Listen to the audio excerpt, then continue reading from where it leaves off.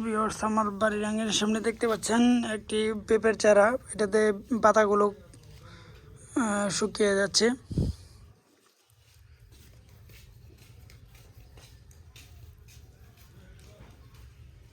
নতুন পাতা আবার উপর দিয়ে গজাচ্ছে, এগুলো খুব সুন্দর দেখা যাচ্ছে।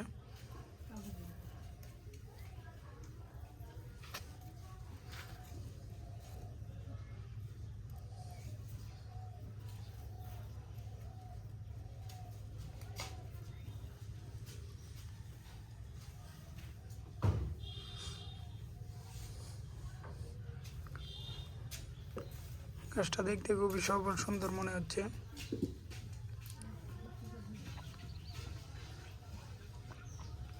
নিচের পাতাগুলো, এই যে পাতাটা মরে যাবে আস্তে আস্তে, পরে শুকিয়ে যাবে, আর উপরে গুলো আস্তে আস্তে এখান দিয়ে পাতা আবার গজাতে থাকবে নতুন।